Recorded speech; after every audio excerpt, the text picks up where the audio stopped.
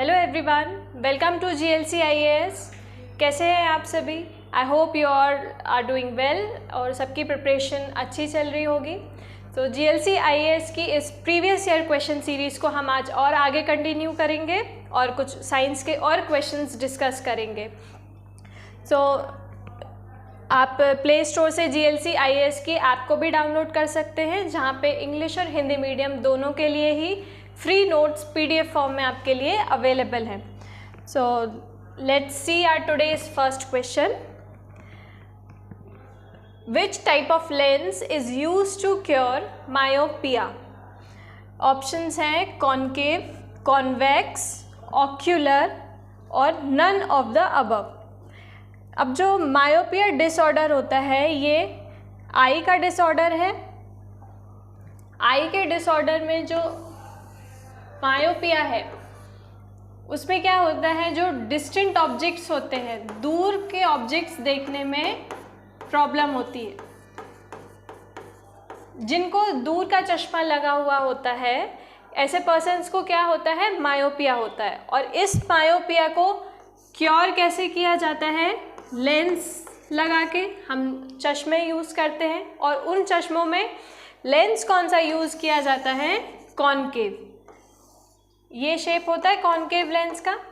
तो अब जिनको भी जो चश्मा स्पेक्स यूज़ करते होंगे उनको पता चल गया होगा कि आपका जो लेंस यूज़ होता है स्पेक्स में मायोपिया को क्योर करने के लिए वो होता है concave lens. So the correct option is option A, that is concave. Next question is power of lens is measured in. अब जो भी स्पेक्स में लेंस होता है उसकी पावर जो होती है वो किस यूनिट में मेजर की जाती है? तो जब आम भाषा में जब हम जनरली पूछते हैं कि आपका पावर कितना है तो 1.25 और 0.25 हम ऐसे बोलते हैं, बट वो 0.25 या 1.25 की वैल्यू क्या यूनिट क्या होती है?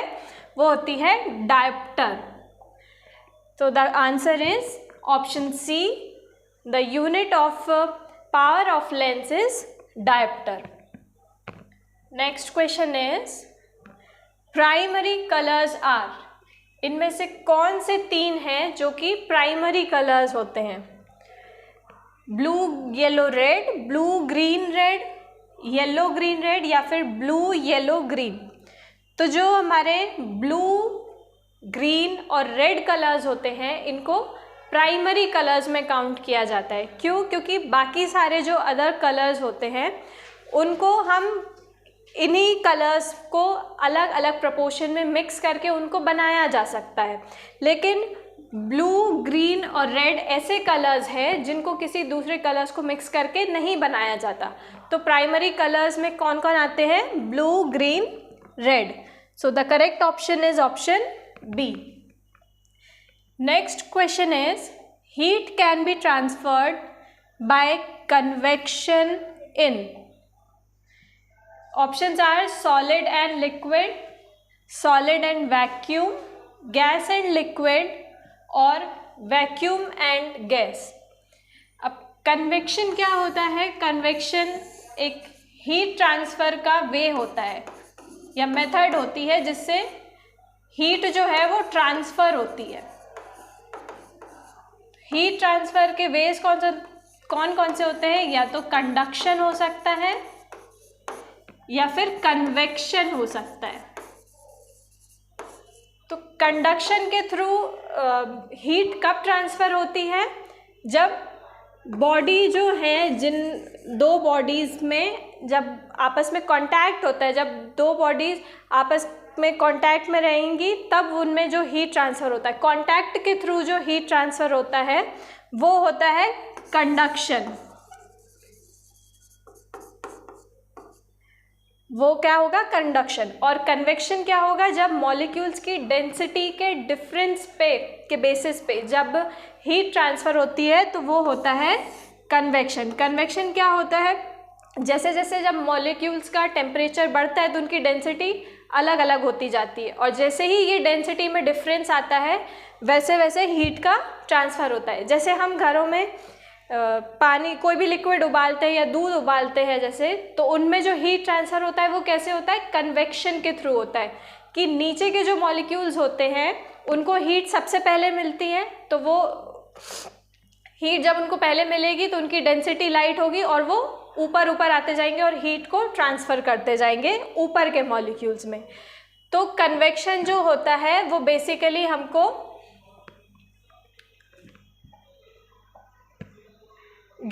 लिक्विड्स और गैस में देखने को मिलता है। तो कन्वेक्शन के द्वारा जो हीट ट्रांसफ़र होती है वो किस में होती है, gas and liquid. So the correct option is option C. जब आप ऐप डाउनलोड करेंगे GLC-IAS की, तो उसमें आपको नोट्स के साथ साथ वहाँ पर टेस्ट सीरीज़ भी प्रोवाइड की है, दोनों इंग्लिश और हिंदी मीडियम दोनों के लिए ही, तो आप उसमें एनरोल कर सकते हैं। Now next question is, at what degree does the Celsius and Fahrenheit temperatures are same?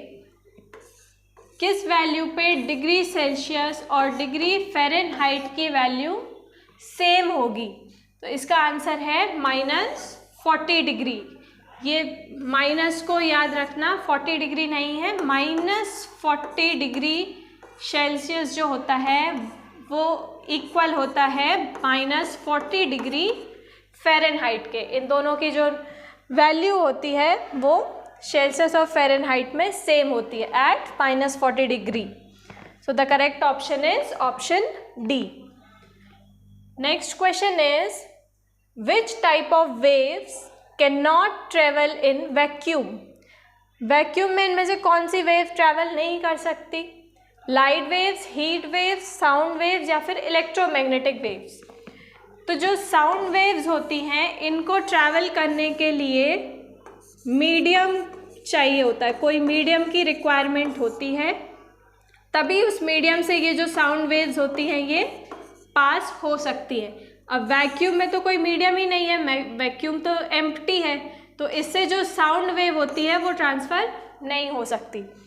So vacuum में कौन सी टाइप की वेव्स ट्रैवल नहीं कर सकती? Sound waves. तो the correct answer is option C, sound. Next question भी sound wave से ही रिलेटेड है। Sound travels fastest in? किस मीडियम में साउंड जो है, वैक्यूम तो हो नहीं सकता क्योंकि वैक्यूम में साउंड वेव्स ट्रैवल करती नहीं है, उनको मीडियम चाहिए ट्रैवल करने के लिए। तो सॉलिड, लिक्विड, गैस में से सबसे डेंस मीडियम होता है सॉलिड, और इसी डेंस मीडियम में जो साउंड वेव्स होती हैं वो सबसे जल्दी ट्रैवल करती हैं, फास्टेस्ट ट्रैवल करती हैं। तो option A is your correct answer. Next question is, which of the following is measured in decibel? इनमें से किस पैरामीटर की जो यूनिट है वो डेसिबल है? Haemoglobin in blood, sugar in urine, sound in atmosphere और पार्टिकल्स इन एयर? तो जो एटमॉस्फेयर का साउंड होता है या फिर नॉइज़ होती है उसको हम किस यूनिट में मेजर करते हैं? डेसिबल यूनिट में मेजर करते हैं। सो इस क्वेश्चन का करेक्ट आंसर क्या होगा? Option C, sound. Next question is, which of the following is the strong conductor of electricity? Now electricity कौन कंडक्ट करता है? जितने भी मेटल्स होते हैं वो इलेक्ट्रिसिटी कंडक्ट करते हैं। तो ये इन मेटल्स में जो गुड कंडक्टर या सबसे स्ट्रॉन्ग कंडक्टर है इलेक्ट्रिसिटी का वो है आपका silver. Silver is the strongest conductor of electricity. Option A is your correct answer.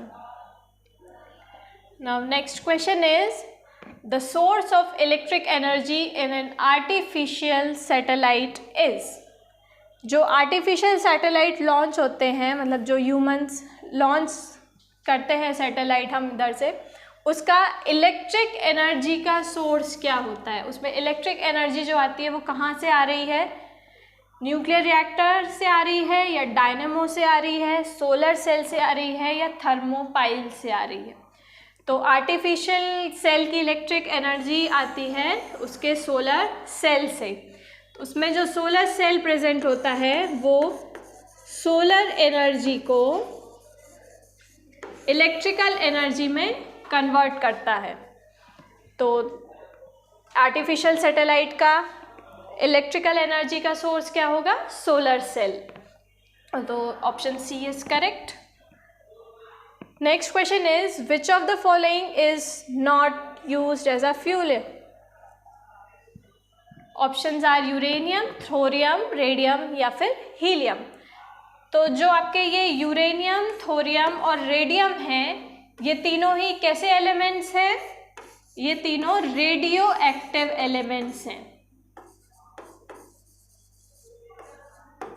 और रेडियो एक्टिव एलिमेंट्स ही यूज होते हैं एज अ फ्यूल। और कहाँ यूज होते हैं ये? न्यूक्लियर रिएक्टर में।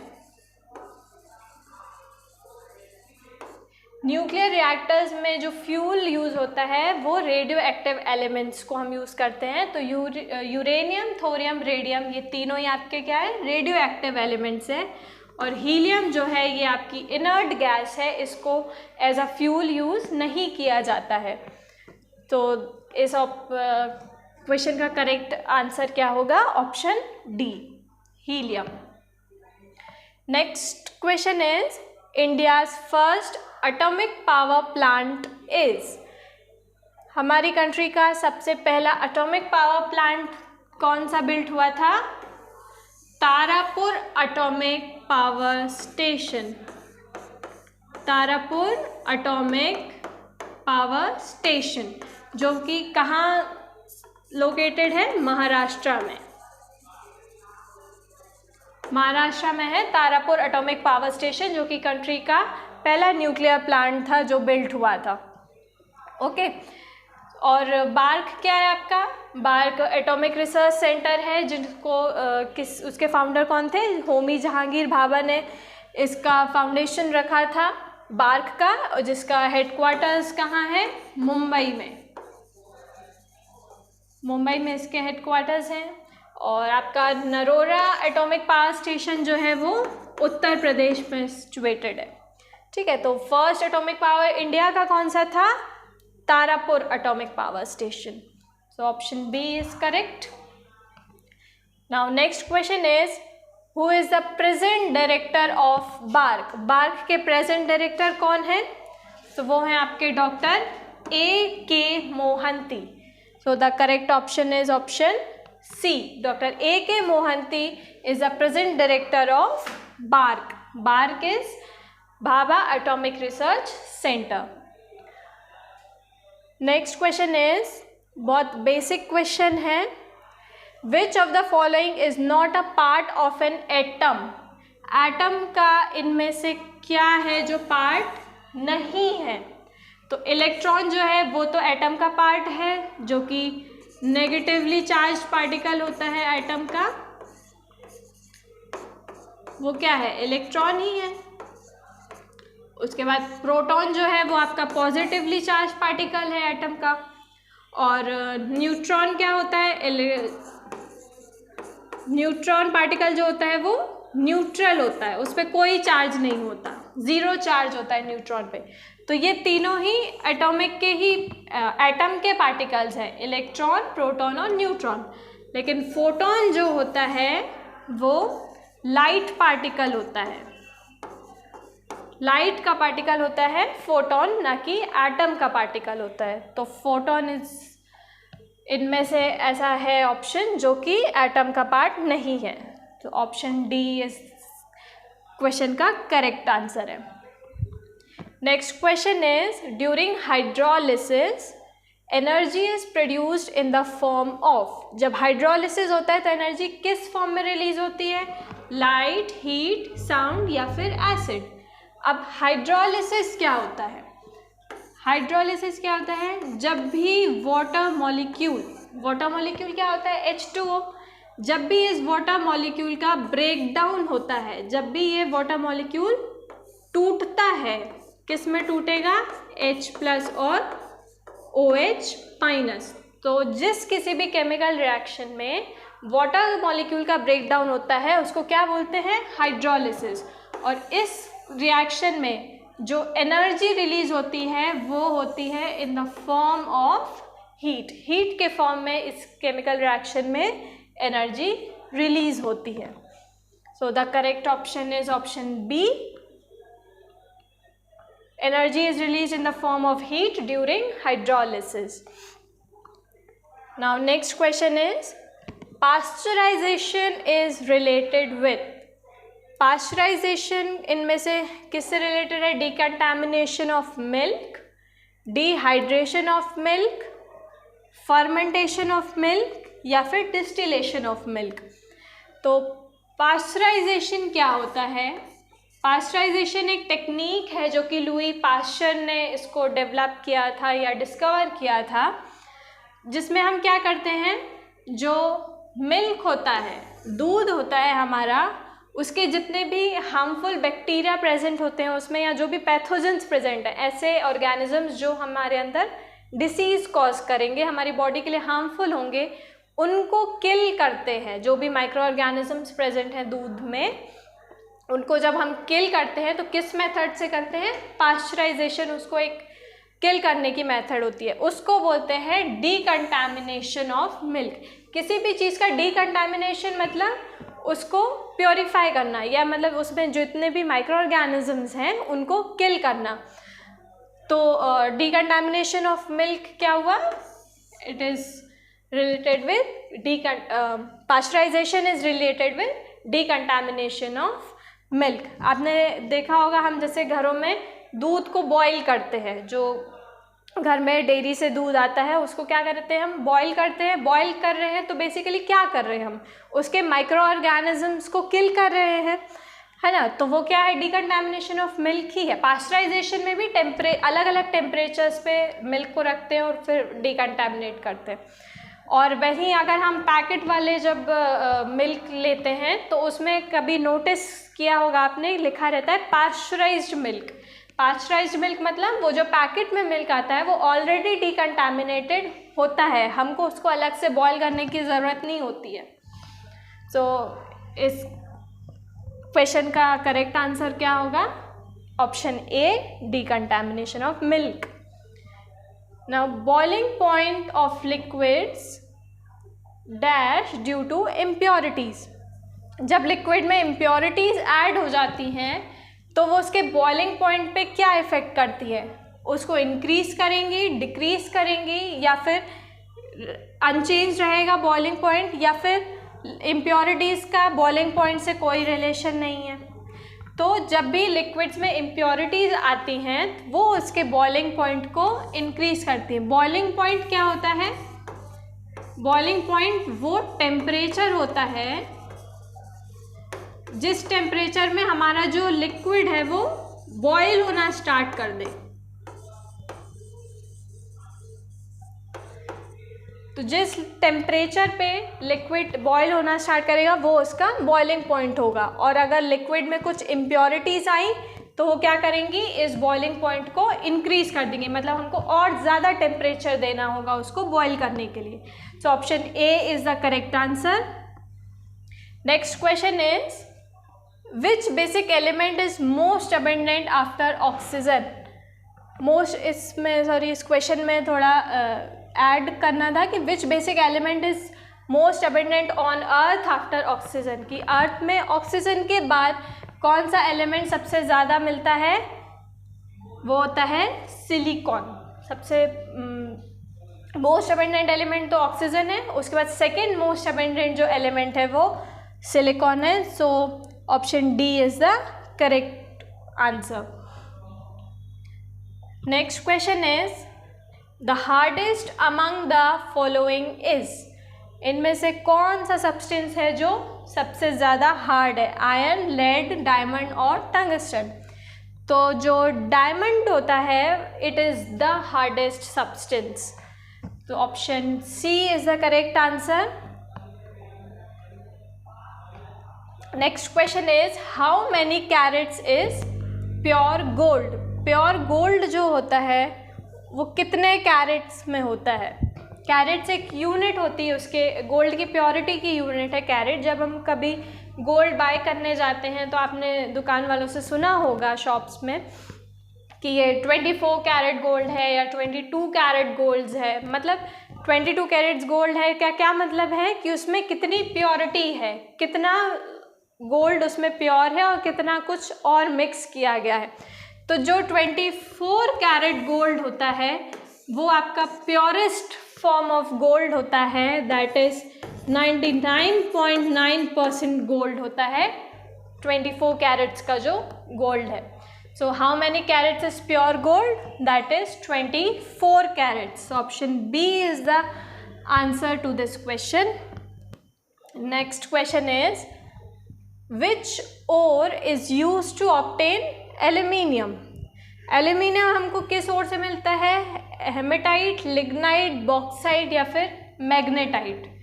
तो जो आपके हेमेटाइट और मैग्नेटाइट है ये तो दोनों ही किसके?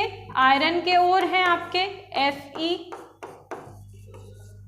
और लिग्नाइट जो है ये तो आपकी कोल वैरायटी है। कोल की एक वैरायटी, हमने 3 वैरायटीज देखी थी कोल की, एंथ्रेसाइट, बिट्यूमिनस और लिग्नाइट, और इसके अलावा पीट थी। तो जो पीट थी वो चीपेस्ट क्वालिटी थी। तो लिग्नाइट क्या हुआ? कोल की एक वैरायटी थी। तो और बचता है क्या हमारा? बॉक्साइट। तो जो बॉक्साइट है उससे हम एल्यूमिनियम को एक्सट्रैक्ट करते हैं। तो एल्यूमिनियम का ओर क्या है? बॉक्साइट। तो option C is correct. Now next question is Which of the following is not an alloy? इनमें से क्या है जो alloy नहीं है? alloy क्या होता है? अब alloy होता है एलिमेंट्स का मिक्सचर होता है alloy, जिसमें जो एक एलिमेंट है या एक कंपोनेंट है वो आपका मेटल होना चाहिए। मतलब सीधी लैंग्वेज में बोले तो मेटल के साथ या तो किसी दूसरे मेटल का कॉम्पोजिशन या किसी दूसरे नॉन मेटल का कॉम्पोजिशन। क्या होगा जब ये मिलेंगे? ये मिलके एलॉय बनाते हैं। देखो एलॉय और ओर्स में क्या डिफरेंस होता है? ओर्स क्या होते हैं? ओर जो होते हैं वो नेचुरली, मतलब नेचर में ही प्रेजेंट, पहले से ही प्रेजेंट होते हैं।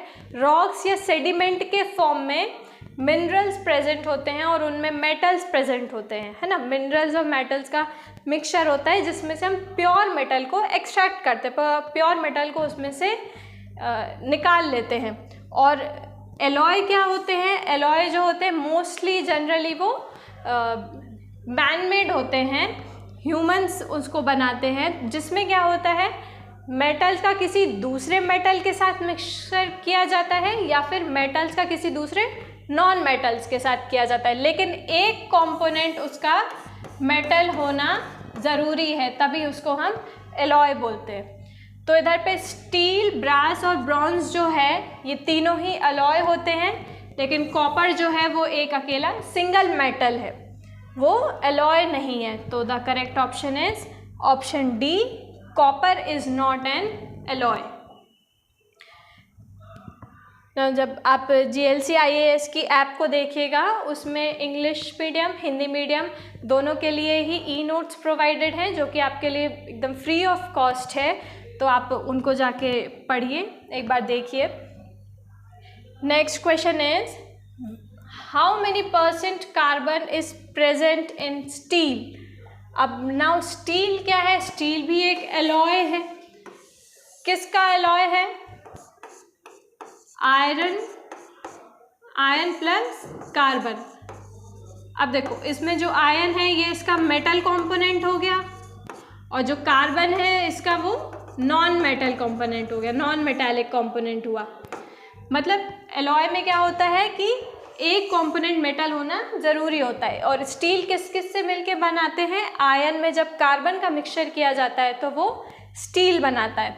तो स्टील में कितना % कार्बन होता है?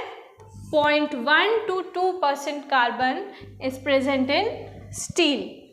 So the correct option is option A. Now next question is the weight of iron dash on rusting.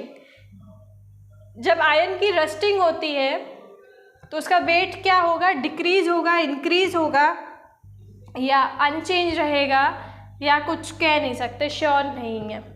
तो रस्टिंग क्या होती है, आपने नोटिस किया होगा जब हम बोलते हैं जो लोहे में जंग लग जाती है, कैसे लगती है वो जंग, जब आयन के ऑब्जेक्ट्स जो है वो एटमॉस्फेयर में या खुले एयर में जब रखे रहते हैं, तो जब एटमॉस्फेयर में या एयर में नमी आती है, मॉइस्चर आता है, वाटर कंटेंट आता है, तो वो आयन क्या करता है, जो आयन होता है वो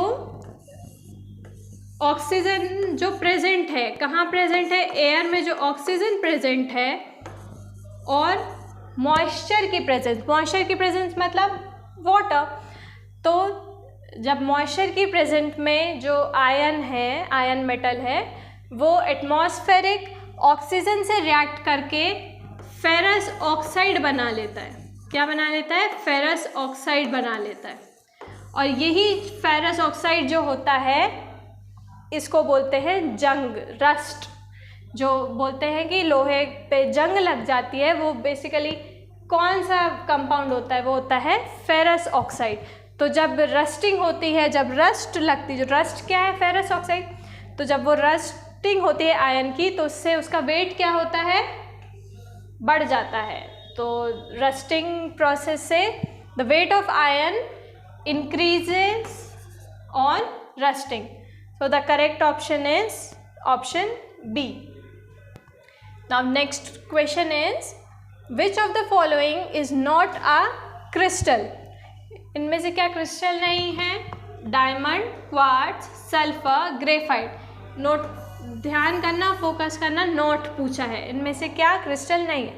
अब क्रिस्टल क्या होता है, क्रिस्टल एक सॉलिड 3D स्ट्रक्चर होता है, मतलब जैसे कोई कंपाउंड है, अगर उसका हम बोल रहे हैं कि वो क्रिस्टल है, तो मतलब उसके जो एटम्स और मॉलिक्यूल्स होंगे ना, वो एक पर्टिकुलर डेफिनेट पैटर्न में अरेंज होंगे।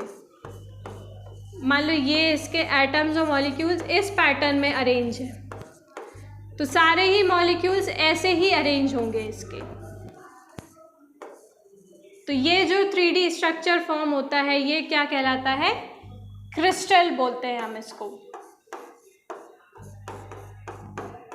मान लीजिए किसी कंपाउंड का ऐसा स्ट्रक्चर है, उसके एटम्स और मॉलिक्यूल्स ऐसे अरेंज्ड हैं आपस में, तो एक जब एटम्स और मॉलिक्यूल्स मिलके एक डेफिनेट या रिपीटिंग पैटर्न बनाते हैं, तो उसको हम क्या बोलते हैं, क्रिस्टल बोलते हैं। तो इनमें से डायमंड, क्वार्ट्ज और ग्रेफाइट, ये तीनों जो हैं, इनका एक पर्टिकुलर स्ट्रक्चर होता है। जब इनको माइक्रोस्कोप के अंदर हम ऑब्जर्व करते हैं, इनके मॉलिक्यूल्स को या एटम्स को, तो हमको एक रिपीटेड फैशन मिलता है, पैटर्न बनाते हुए दिखते हैं इसके एटम्स और मॉलिक्यूल्स। लेकिन सल्फ़र जो है, उसके मॉलिक्यूल्स में ऐसा कोई पैटर्न नहीं दिखता, तो इसलिए सल्फ़र जो है वो क्रिस्टल नहीं है। So the correct option is option C, sulphur. Now that's all for today. इसके बाद हम और आगे क्वेश्चंस डिस्कस करते रहेंगे। आप ऐसे ही हमारे साथ बने रहिएगा और GLC IAS की ऐप को ज़रूर से डाउनलोड कीजिएगा। Thank you.